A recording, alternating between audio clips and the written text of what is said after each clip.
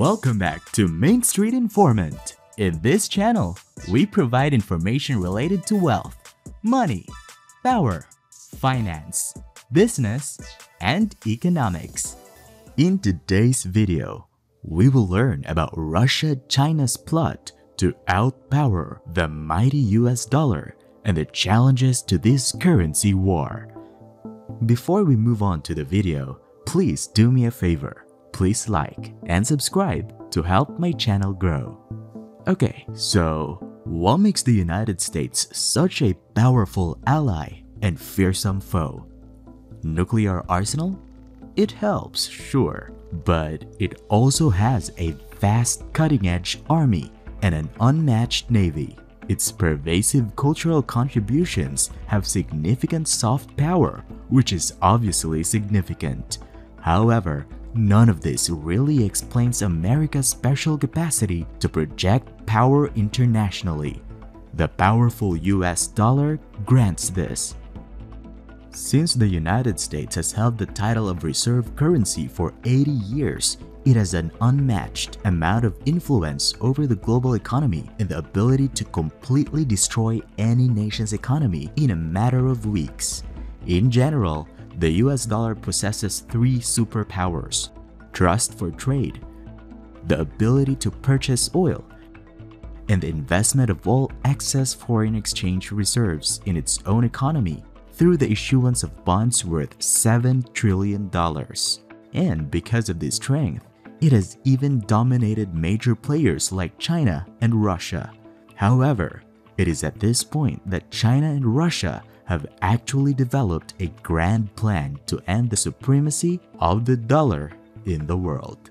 China is furious with the US for helping Taiwan, and Russia is already the nation with the most sanctions. As a result, Russia can no longer conduct business using its dollar accounts in the United States, and the majority of its businesses have also been dropped from the SWIFT network. In response to the bullying of the superpower, both of them were enraged and banded up to overthrow the powerful United States of America. This was the starting point for the game plan of China and Russia. How? The relationship between financial and geopolitical power is one constant historical pattern.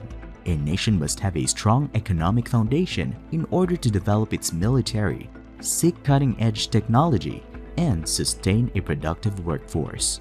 The first thing we must know is that the leverage is one of the most effective geopolitical tactics. Russia, one of the major suppliers of oil and gas worldwide, demanded that enemy nations pay in rubles for its oil, even though Saudi Arabia and other nations were selling it in dollars. Thus, despite their dislike of Putin, the majority of European nations were forced to purchase the ruble, which meant that in the payment network diagram, those hostile nations that purchased Russian oil were now required to keep their money in the Russian central bank. Therefore, it is anticipated that ruble reserves will make up for the harm to the Russian economy, just as dollar reserves supported the US economy, which suggests that the petrol-ruble is rising exactly as the petrodollar. This is the influence that Russia has in Europe, as evidenced by the fact that it has been preparing to abandon the dollar since 2014, and the US Treasury bonds have fallen from $150 billion in 2013 to just $3.98 billion as of 2021. Similarly, China has leveraged with the countries involved in the Belt and Road Initiative. The Belt and Road Initiative, or BRI, is a $3 trillion project in which the Chinese have provided extremely generous loans to nations all over the world. And as you may be aware, 165 nations worldwide owe China a combined amount of $385 billion under the BRI project. Many of these nations are unable to repay their debts to China since they have borrowed so much money from China, and both Pakistan and Sri Lanka provided us with excellent examples of this. Now that China's leverage over these countries, They say China would ask these countries to accept and repay loans in yuan, for which it could incentivize the scheme by giving them a 1% discount on their interest, according to experts. This is where China's strategic move comes in. So, as you can see, China might pressure these nations to use the yuan rather than the dollar by combining commerce and debt. In this way, over time, China could create a network of 165 countries and greatly expand the usage of the yuan. The business ties between the two nations strengthen over time, and most critically, their reliance on the currency of the United States lessened significantly. Currently, Saudi Arabia is considering selling oil in yuan.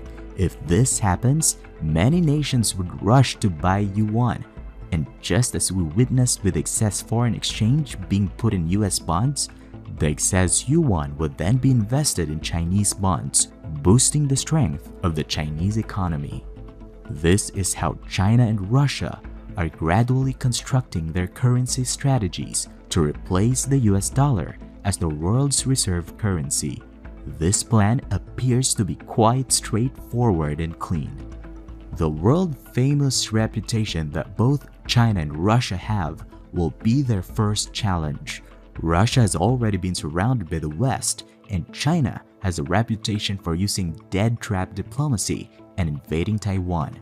Second, China has been drastically depreciating its currency. In reality, the United States has accused China of manipulating its currency. Additionally, it is now widely acknowledged that China lacks the same level of transparency as the US. Therefore, it will prevent the nations from truly switching to the yuan from the dollar.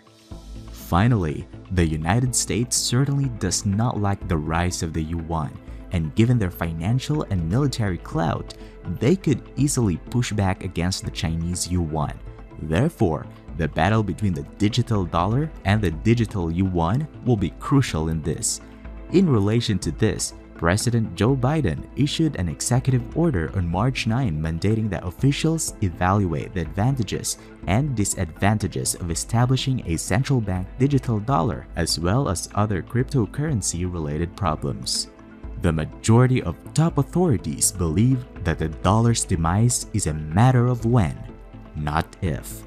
By then, America's role as the world's policeman would end, or at the very least, be severely reduced.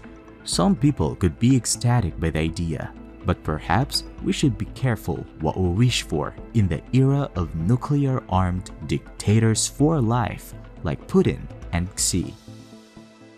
Let me know in the comment below if you think government-backed currency should not be served as world's reserve currency, and let me know if you would like me to do a video on reasons why decentralized currency should replace the US dollars as the next world's reserve currency.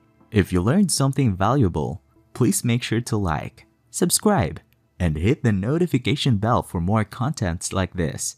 You can check out more videos on the channel and share. It will help my videos reach more people. See you in the next one.